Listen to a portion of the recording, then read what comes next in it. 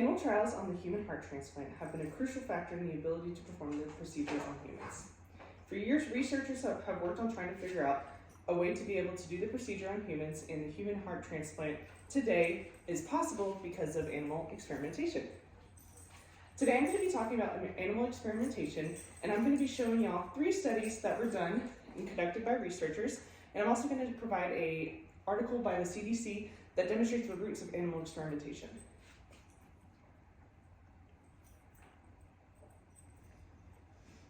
So for the first study, this is a study I've actually looked into myself. This is the zebrafish study that looks at lipid metabolism, and it was performed by Jennifer L.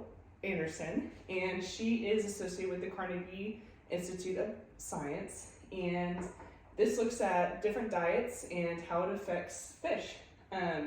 Some diets being the high-fat diet, low-fat, high omega-3, and high omega-6s. They were giving the fish a different types of oils like coconut oil, corn oil, olive oil, to see how those oils would affect lipid metabolism in these fish. And a lot of people ask, why fish? Well, these fish have a very similar metabolic process that we humans do.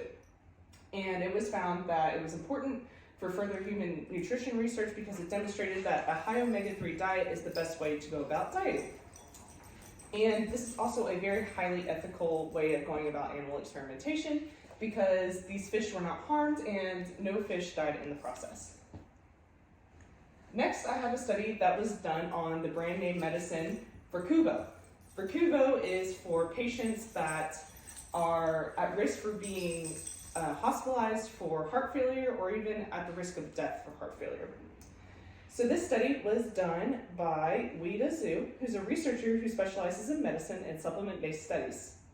This was published in the National Library of Science.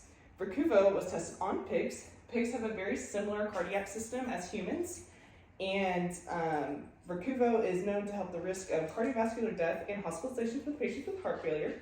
And the researchers used 3 to 10 milligrams on pigs, which is an ethical dose for pigs. It will cause no harm to their little hearts. So they were looking at myocardial fibrosis, which is damage to the tissue in the heart. And you can see here, so that's a healthy heart, and this is a heart with myocardial fibrosis.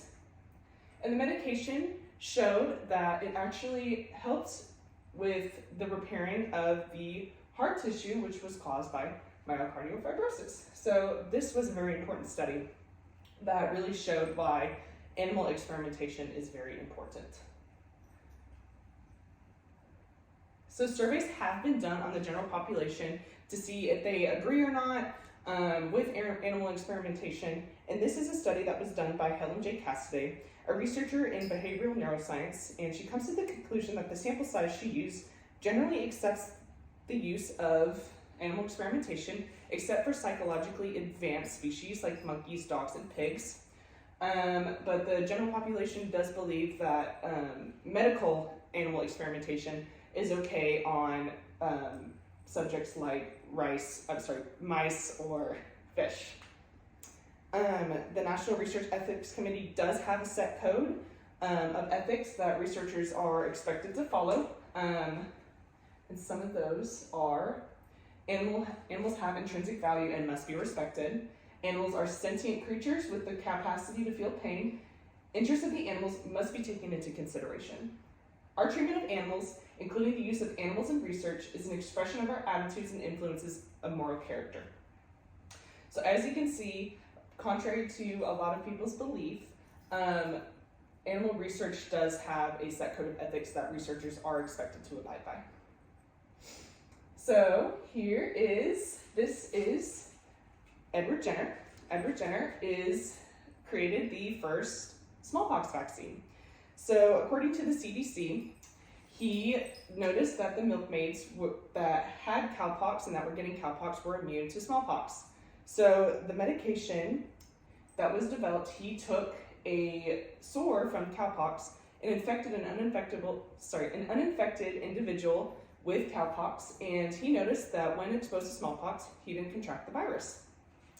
So this is important because this was the first recorded use of ethical medical medical animal experimentation, and this led to the development of a very important vaccine. And without this vaccine, America would be ravaged with smallpox and polio still. To conclude, animal experimentation is crucial to our medical system, and without it, we would not be able to be as medically advanced as we are. There is a way to go about ethical medical experimentation. We need to ensure that animals are treated with the utmost respect so that people do not abuse animal experimentation and researchers can continue to advance our society medically.